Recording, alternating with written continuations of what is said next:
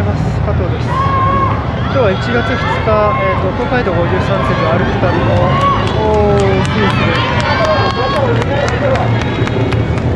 東海道53次を歩く旅の2日目になりました。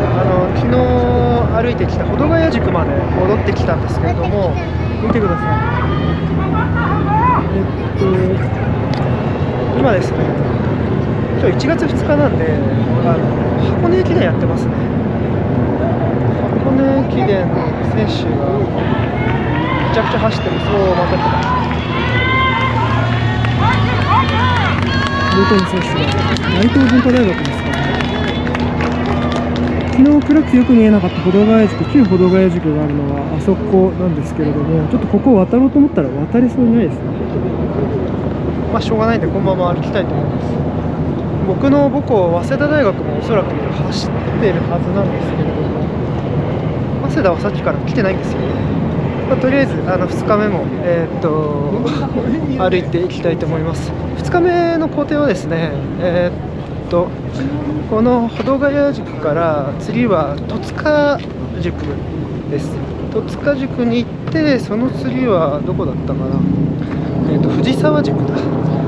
藤沢塾の次は平塚塾、これで30キロほど歩くという予定でございます。いや箱根駅伝なんかやっぱ正月っぽいですね。東海道、旧東海道なんで国道1号線沿いの道が結構多いです。箱根駅伝もですね、国道1号線通ってる場所がかなり長いので、ある程度この行列というか、ランニング走ってるところ、マラソンしてるところ見れるかなと思います。この保土ヶ谷塾はですね、なんかこの本によれば、なんか八王子道とか金沢鎌倉道の追い分けって分岐点ですね、それを控えていたので、昔から結構賑やかな場所だったそうです。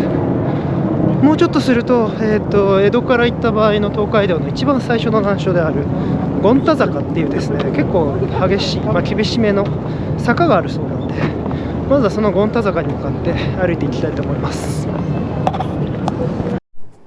先ほどの保土ヶ谷塾から歩いて数分のところですね。保土ヶ谷の一里塚がありました。あとはここは上方の見附でもあったようです。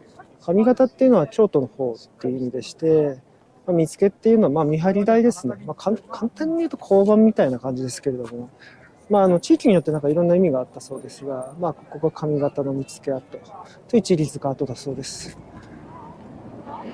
で、この松並木がですね、本当江戸幕府によっていっぱい東海道のあたりは埋められてたそうです。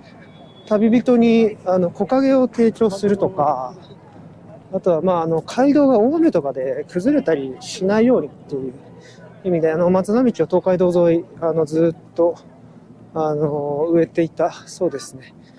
これは今市によってかな、復元作業が行われて、松並木がこうやって国道1号線旧東海道沿いに、植えられているようでございます。いやしかしすごいな。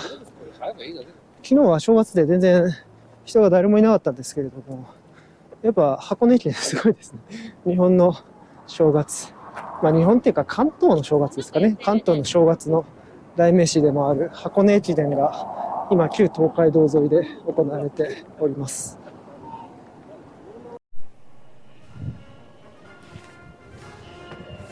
権太坂ですね。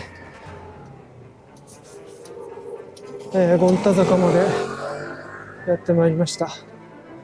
旧東海道で江戸を出てから一番最初に直面する難所と言われた権太坂です。横浜市保土ヶ谷区に存在しますけれども、横浜市出身の僕もこの権太坂というのが今回東海道を歩こうと思うまで知りませんでした。なるほど、この坂がずっとあるわけですね。当時の旅人はこんな舗装されたアスファルトの上を歩くわけではないでしょうから、結構大変だったでしょうね。今よりも全然大変だったでしょうね。まあでも確かにこれずっと登っていくのかちょっと大変ですね。権太坂はですね、なんか名前の由来が2つあるそうでして、一つはなんかこの坂を登るのが辛すぎて自分の名前を忘れてしまう、自分の名前がゴン太っていう名前であることを忘れてしまうほどであるから権太坂という説と、もう一つはこの地元の住民にこの坂の名前は何て言うんですかって聞いたら、おじいさんだったらしいんですけど、耳が遠かったのかどうかわかりませんが、自分の名前を聞かれているのかと思ってゴン太と答えた。だから権太坂という名前が残ったと、そういうふうに言われております。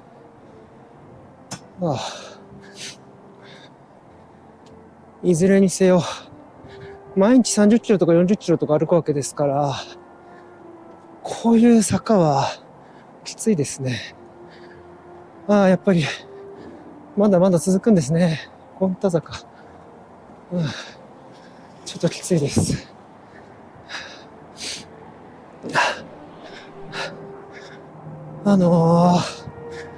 1日目まだ2日目ですけれども、1日目30キロちょっと歩いたら足パンパンになっちゃってですね、もうつるかと思いました。ももの前も裏ももうなんか歩けないというか筋肉痛がすごくてですね、足が棒になるっていうのはこういうことかって思いましたね。まともに歩けないと足を曲げられないですよ。だからこういう風な感じになっちゃうんですけど、いやもう一生懸命お風呂入ったりマッサージしたりしてなんとか歩けるようになりましたが、いややっぱ現代人に1日30キロ歩けっていうのは結構難しいものがありますね。僕は有給を16日間も取って一体何をしているんだろうという気持ちになっております。これが権太坂陸橋だと。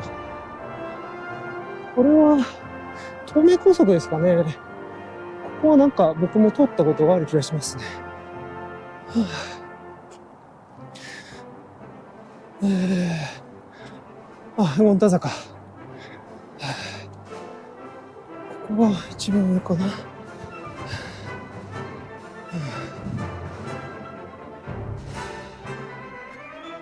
まだだいぶ先までなだらかに登り続けるんですね、これが。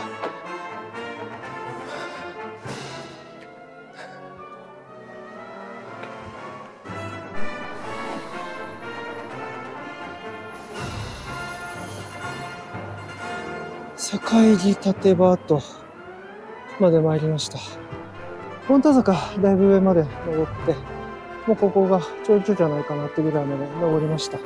大体山の頂上に神社ってあるんで、ここが頂上かなと思ってるんですけど、ここは坂入りがあった場所だそうです。でここから、どんどん東海道へ行くと、もうここから先は、相模の国だそうです。で自分たちが今まで来たところは武蔵の国ということですね。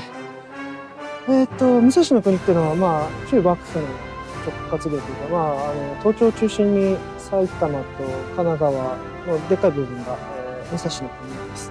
だから普段も僕は武蔵の国というところに住んでいることになるんですけど、ここから先ですね、神奈川県の中央の方とか湘南の方とか、そっちの方はもう相模になっております。今でも相模原っていう町があったりしますけれども、その相模の国ですね。武蔵っていうのも結構いろんな地名で、首都圏の方は残ってますよね。武蔵小杉とか、武蔵小山とか、いっぱい残ってるかなと思いますけれども、その国の境がここだそうです。国って日本の中になんかいくつも国があるみたいな感じですけど、定めたのは、律令制で定めてるんで、要は大化の改新があった奈良時代の後ですね。ですから、結構昔に定めてるから、どこどこの国、どこどこの国っていう、国でまとめられております。明治時代にはもう、そういった、故障はなくなりましたけれども、ともあれ、ここからは相模の国ということになります。こんな日が残ってますね。よいしょ。あ、ここからは下りか。助かります。ありました。信濃の一里塚。日本橋から数えて9番目の一里塚です。ここに塚が本当にありますね。小高い丘みたいになってます。こっちもありました。こっちの方が明確にわかりますね。上に登れるようになってますけれども。こうやって一里塚が両側にちゃんと残っているのは珍しいそうです。神奈川県内ではほぼ完全な形で残る唯一の一里塚ってなってますね。ここに一里塚の説明が書いてありますけれども、一里約 4km ごとに5軒四方の塚が作られたと書いてありますね。一里塚って、だから本当にちゃんと塚を作ってたんですね。一里塚は旅人にとって旅の進み具合が分かる目印であると同時に、塚の上に植えられた木は夏には木陰を作り、冬には寒風を防いでくれるため、旅人の格好の休憩場所にもなりましたと書いてあります。でもそれよりも面白いのが、打賃線を決めるために作ったっていうのも書いてありますね。明確な履定表が必要となった理由は、打賃線、つまり送料ですよね。当時手紙とか荷物とか、あとお金とかを送ったと思うんですけれども、それの打賃、送料を決めるために一里塚が必要であったそうです。なるほど。この一里塚、保土ヶ谷宿から戸塚宿のちょうど真ん中ぐらいにあるそうなので、もうちょっと歩いていきます。戸塚の一里塚まで来ました。明治に入ってずいぶん早い時期に取り壊されてしまったと書いてありますね。江戸から10番目の一里塚で日本橋から約40キロになりますと、昔はこれだけの距離を1日で歩いており、旅籠のある戸塚の町まで大橋を渡ってもう一息といった場所です。いや、すごい。ここまで1日で来るのは結構大変ですね。一里塚は全部で124とかあるはずなんで、まだまだですね。じゃあもうすぐ、戸塚駅の方が見えてくると思いますんで、そっちの方まで歩いてまいります。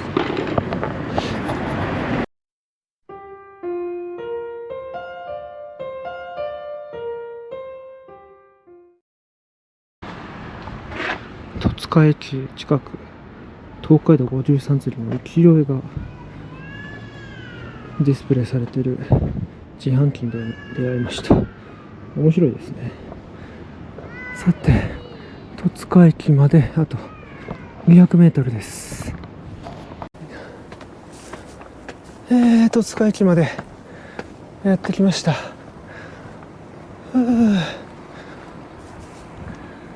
5番目の宿場町である戸塚宿の駅ですね。旧東海道はここなんですけれども、今は見てください。電車が通っちゃってますんで平地を行けません。ちょうどあれ東海道線ですね。東海道線が、これは東京方面かな、走ってます。この東海道本線逆側に行けば京都まで行けるんですよね。というわけで東海道線路をまたいで今戸塚駅を渡っていきます。これ階段が地味に痛くてですね足が限界に、よかった、こちら側はエレベーターがありますね。もうなんかかっこ悪いけれどエレベーターで降りようかなと思います。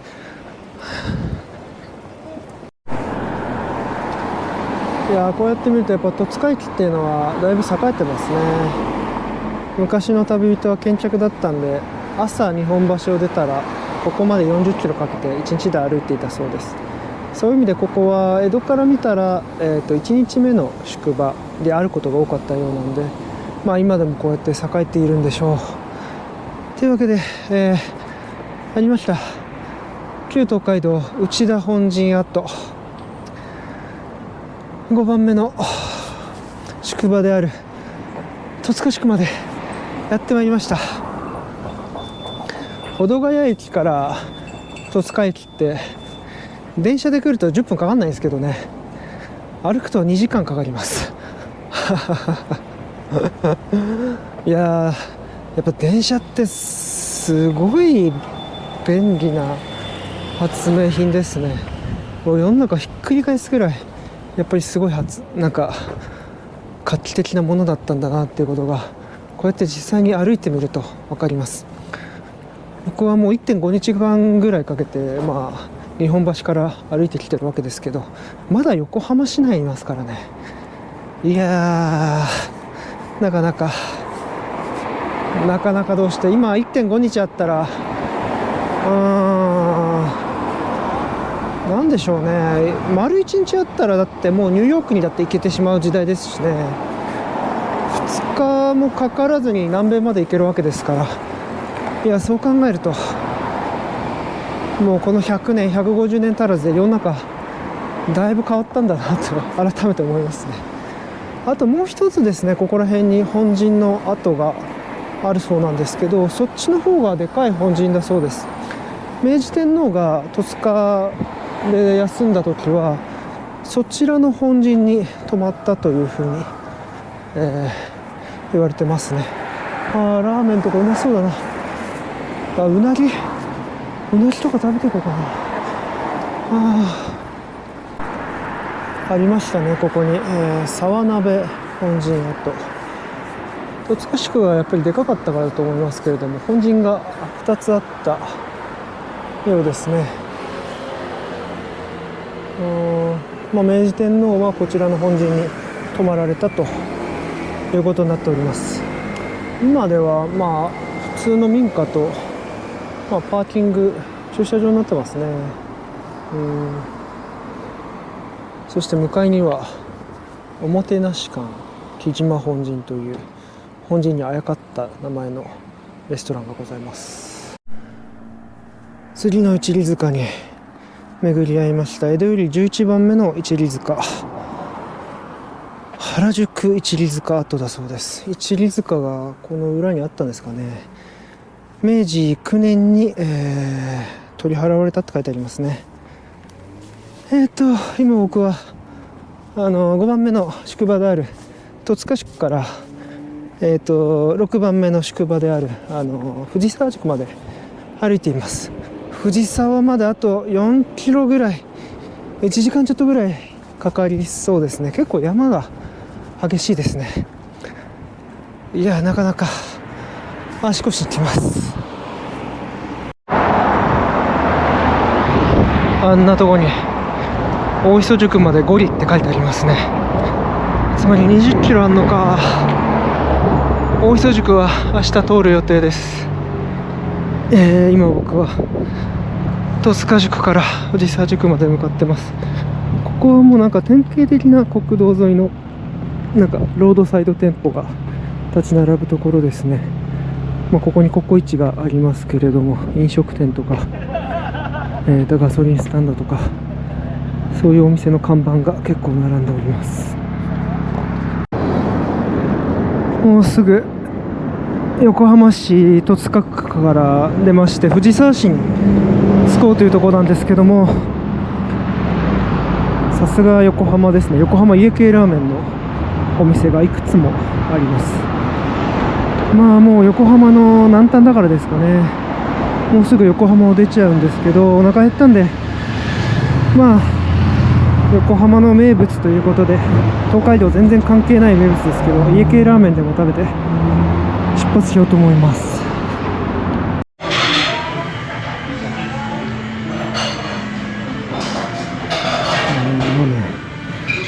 ラーメンめちゃくちゃうまそうです。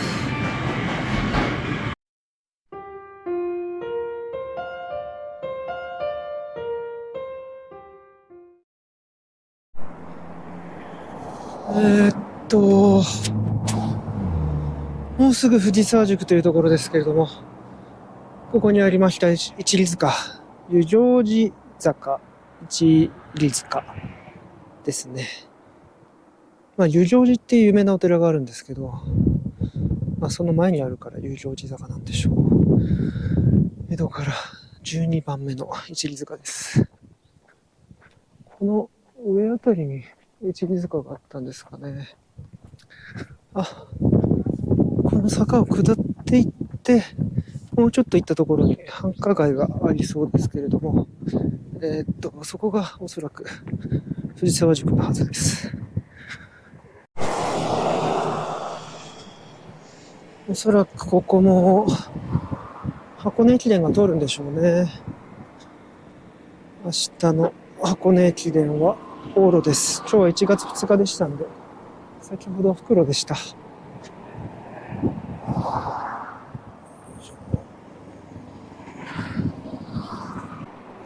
箱根駅伝、もう往路は終わってるはずですけれども、順位はどうだったんですかね。今ニュースサイトを見てますけど、青学が勝ったんだ。また青学が3年連続往路優勝だそうです。あそこですね、湯定寺。湯定寺が見えました。教科書とかにも出てくる踊り念仏、あれを広めた人ですね。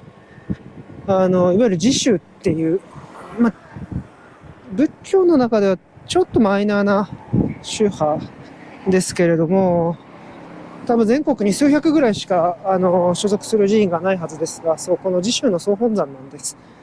神奈川は、横浜のあたりもそうですけれども、結構、寺院の、でかい寺院がありますが、曹洞宗の総持寺とかも、総本山ですしね。これも自宗の総本山、湯定寺です。鎌倉時代に踊り念仏を広めた、宗派ですね。なんだっけな、真言宗だったかな。真言系だったか。あそこに、踊り念仏って書いてありますね。いやー、もうすぐ、藤沢宿です。しかし、こっから平塚まで歩くのか。平塚まで多分まだ3時間はかかりますね。いや、頑張ります。もうすぐ藤沢なんですけれども、すごいですね、これ。めちゃくちゃ古そうな家があります。紙って書いてある。紙問屋だったのかな。すっごい。蔵ですね。蔵作り。なんか Google マップ見てみると、桔梗屋っていう会社のお店だそうですね。まあ実際東海道、江戸時代からあったようです。桔梗屋、何の販売をしているんだろうって感じですけれども。まあ、ここら辺でもまだまだ残ってるもんは残ってるんですね。いやでもやっぱりさすがに、神奈川県内のここら辺までのエリアでは、あんまり建物系はやっぱ残ってないですね。昔のモチーフにして、なんか、ちょっと模様に入れたりとか、ちょっと復元を試みてるのっていうのは、ちょこちょこ見かけるんですけれども、まあやっぱり、ここら辺の不動産、維持するのも大変だし、なかなかそのまんまにしてらんないですよね。相続税もバカにならなそうです。あっちの方が富士山宿ですね。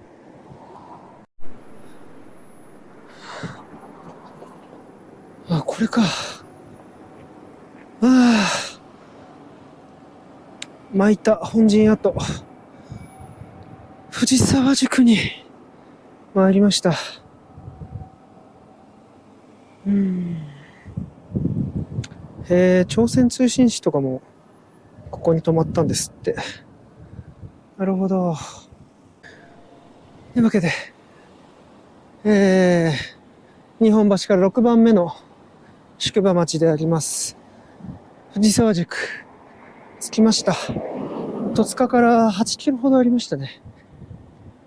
いやー、そしてここから平塚まで10キロ以上あるんで、また着くの夜になっちゃうな。でもなんか気持ちいいですね。天気がすごい晴れたままで良かったです。じゃあこのままちょっともっと歩いていこうと思います。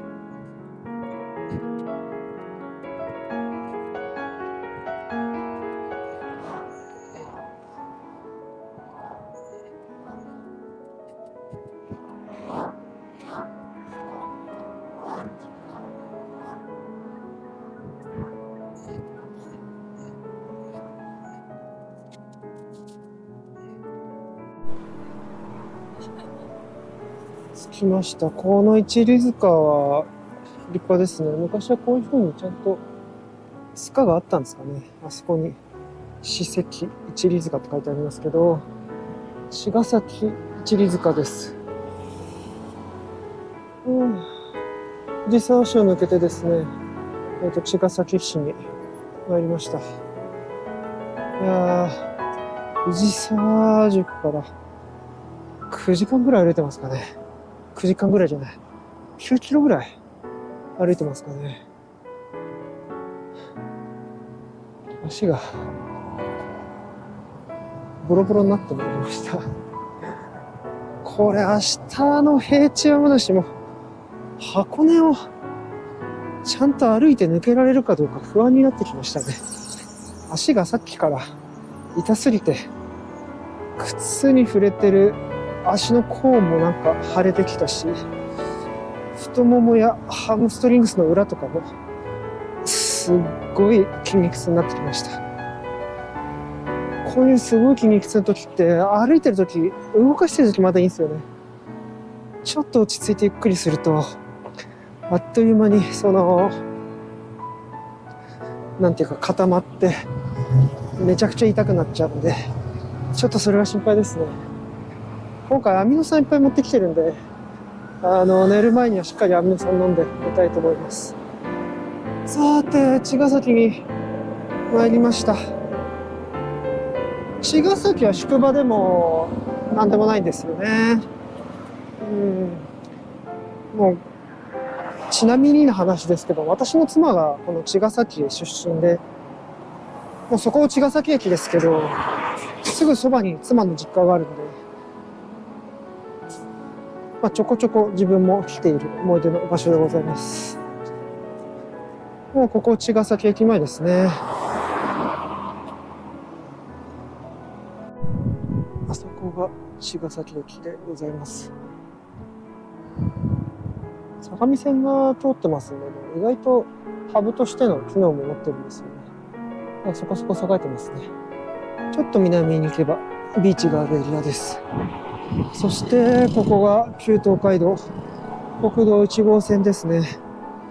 ここをまだまだ延々と、あと何キロぐらい、あと9キロぐらいかな、平塚に向かって歩き続けます。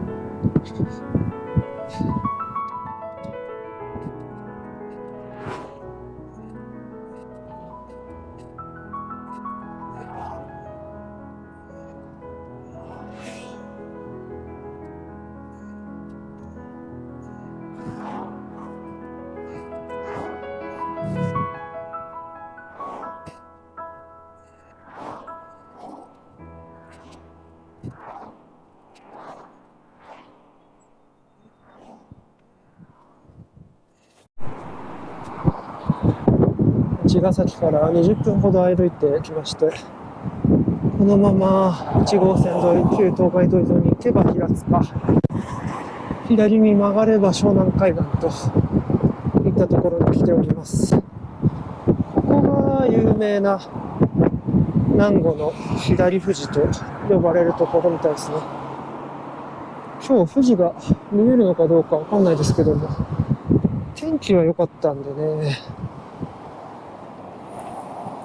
もしかしたら見れるかもしれません。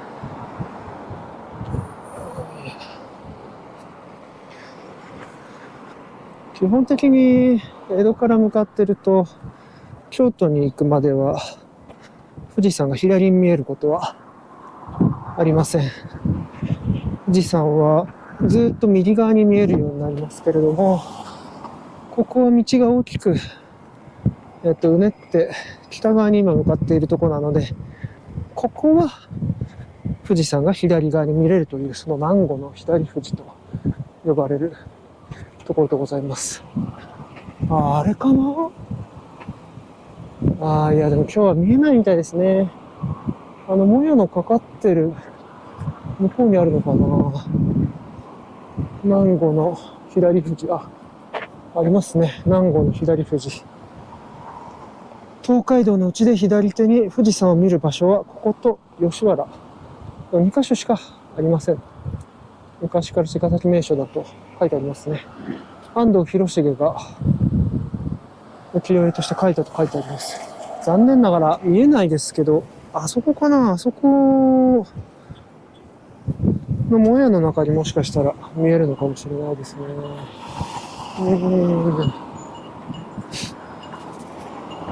残念ですが、あそこかな。いや、どの道見えないな。南郷の左富士見れたらね、幸先が良かったんですけど、残念ながら見れないですね。数日後に静岡の吉原にも通りかかりますんで、その時もまた左富士が見れるかどうか確かめてみたいと思います。ちょっとまたここの切れ目から左富士が見えるかな。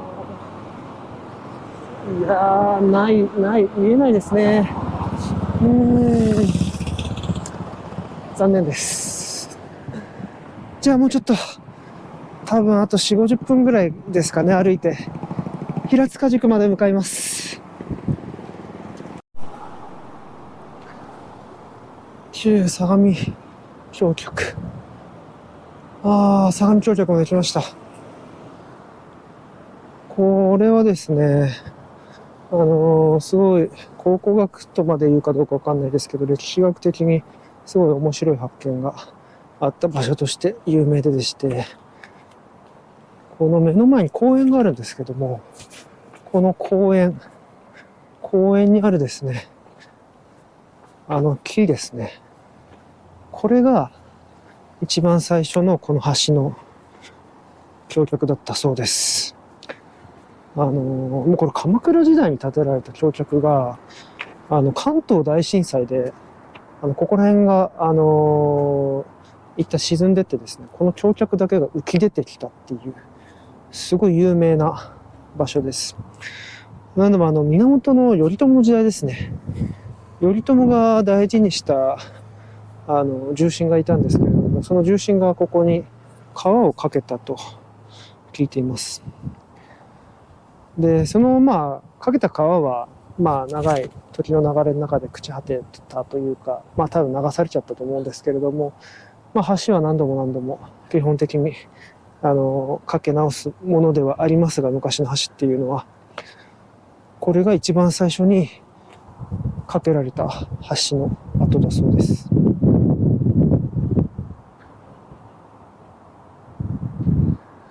川の向きも今とはちょっと違ったのかもしれないですね。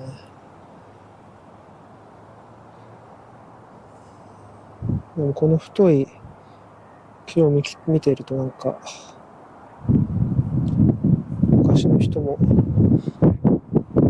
重機もなんもないのにこんな太い木を何本も川の中に差し込んでちゃんと橋を建てたんだなと思うと感動しますね。さて、もう少し頑張って今日の目的地である平塚塾まで向かいます。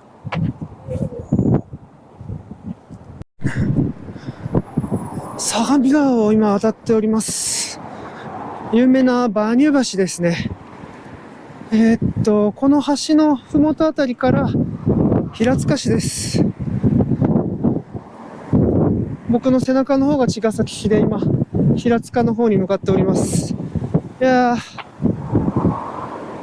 もうすぐ本日の目的地である平塚塾までたどり着きますね。この馬乳橋っていうのは僕みたいに歴史が好きな人は聞いたことがあるような橋だと思うんですけれども、鎌倉幕府を打ち立てたですね、源頼朝、彼が死ぬ原因となった橋です。彼が大事にしている重心がここ相模川ですね。東海道の難所として知られておりますけれども、ここに橋を建てかけました。で、その橋がですね、できたんで、完成したんで見に来て、渡って帰るときに、頼朝は落馬して、それが原因で死んだと言われてます。中でも諸説ありまして、落馬して死んだっていうのが一番でかいと思いますけれども、この橋の上で馬が暴れて、橋で落馬して、体打ちつけて体調不良になったとか、暴れた馬がそのまま川の中に飛び込んじゃって、それで馬が入る橋で馬乳橋になったとか、いろいろ言われております。いや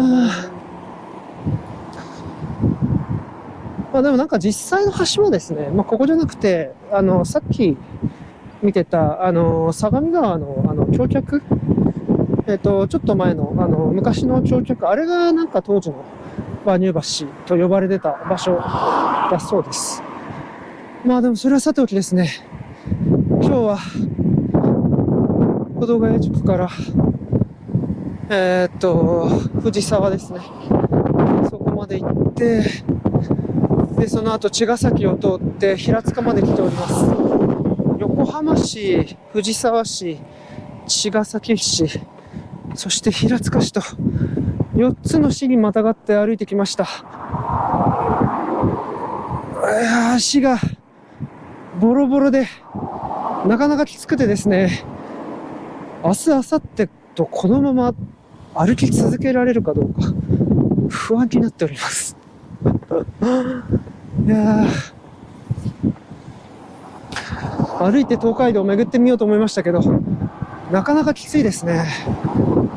でもすごい気持ちがいいです。昔の旅人もここを通ってたのかなとか思いながら歩くと、最高に気持ちがいいですね。楽しいです。東海道線ですね、あれは。あそこら辺に平塚の駅があるはずです。これか。馬乳の一里塚跡ですね。江戸日本橋から15番目の一里塚。馬乳橋は向こうでございます。よし、もうすぐ平塚です。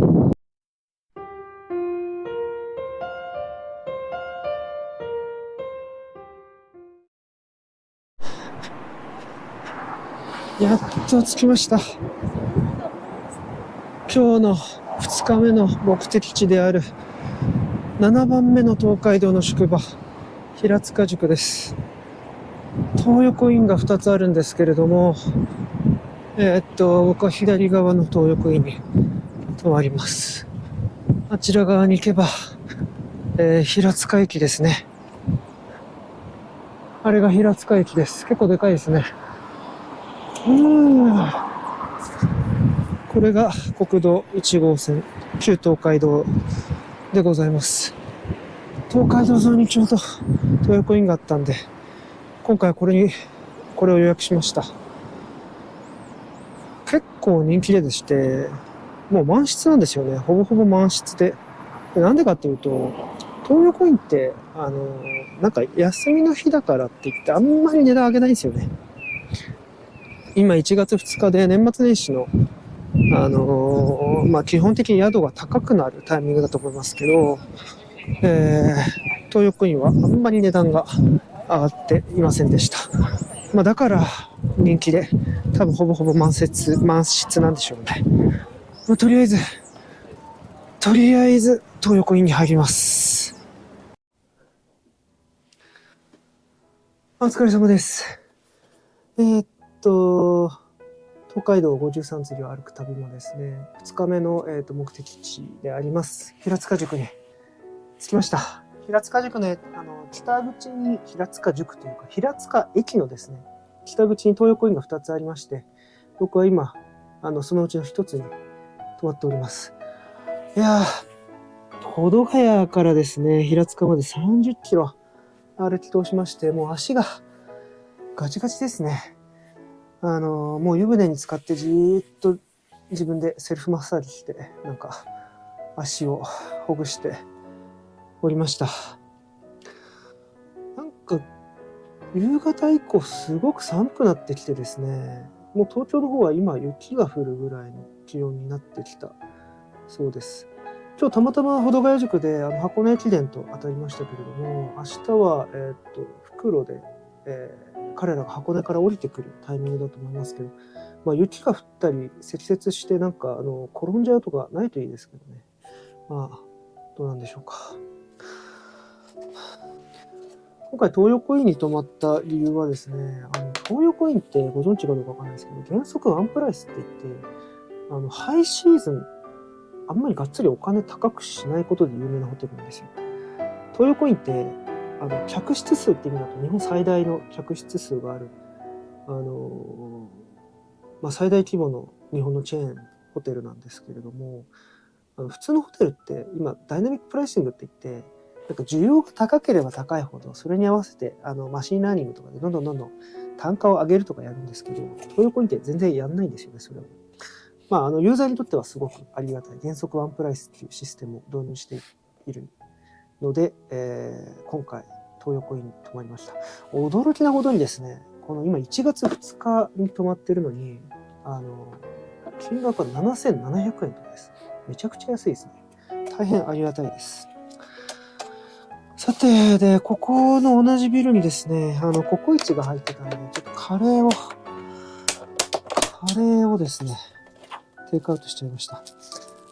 なんか当然ですけど、平塚、そこそこでやっぱでっかい駅なんで、なんか美味しそうなお店とかいっぱいあったんで、なんかそういうとこ行こうかなと思ってたんですけど、やっぱ1月2日は基本的にお店やってないですね。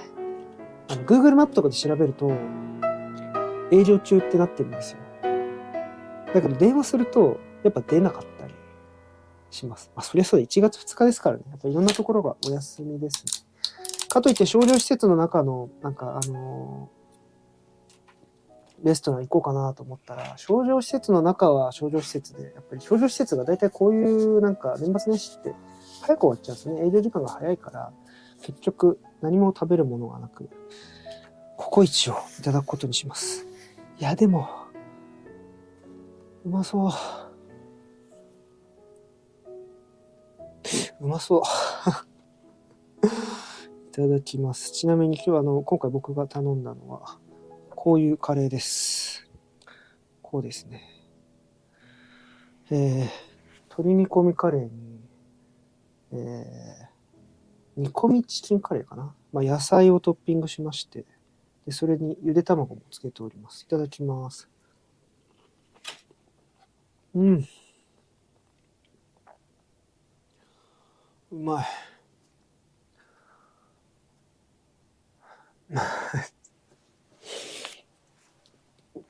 いや、ここじゃいつ食べても美味しいんですよ。いつ食べても美味しいんですけど、今何食べても美味しい気がしますね。今は何食べてもめちゃくちゃ美味しく感じるんじゃないかと。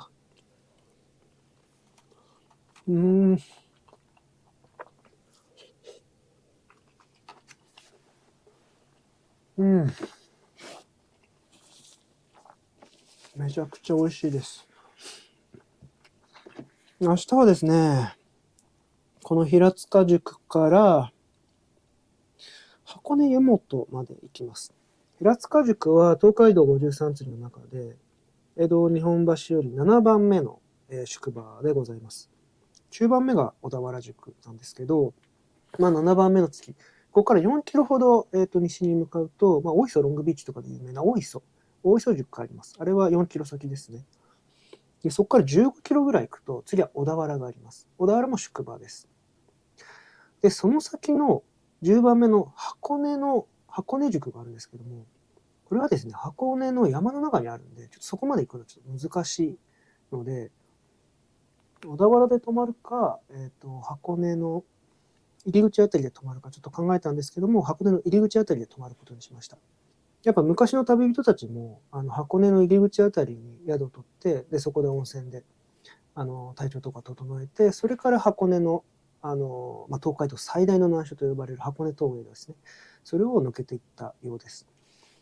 で、今回は箱根湯本ですね。箱根湯本に、ちょっと安めのお宿があったんで、それを取っちゃいました。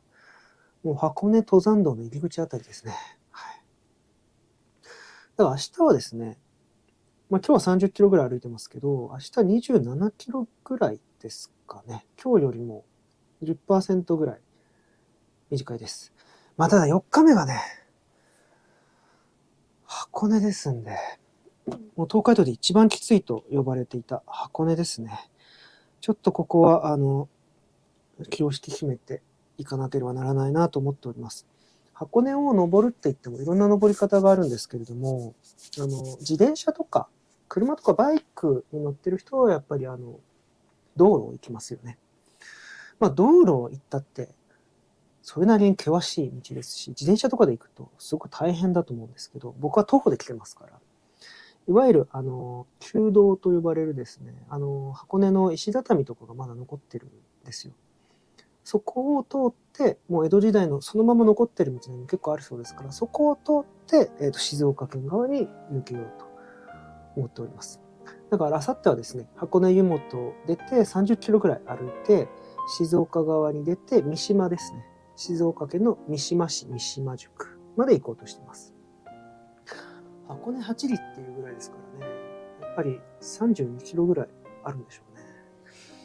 32キロも山道ってのはやっぱきついですね。今日も権太坂とか有名な坂登ってましたけど、あれがずっと続くかと思うとちょっと地獄のような話かもしれないし、あれをずっと下るのかと思うとまた膝に来るんでちょっと辛いですね。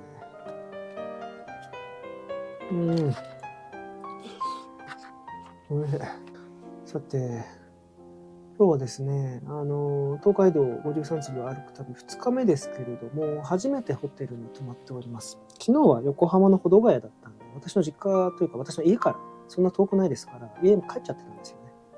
で、今日以降はずっと宿泊しながら53次を歩いてまいります。で、足がパンパンになりすぎちゃったんで、昨日家に帰ったらですね、私が愛する妻が、私の足をですね、1時間もずっと揉んでくださいまして、もう本当に感謝に足りないところでございます。2日目もですね、足が痛いかってさっき連絡聞かれて、めちゃくちゃ痛いと、耐え難いほど痛いって話をしたらですね、実は妻がですね、ホテルまで来てくれて、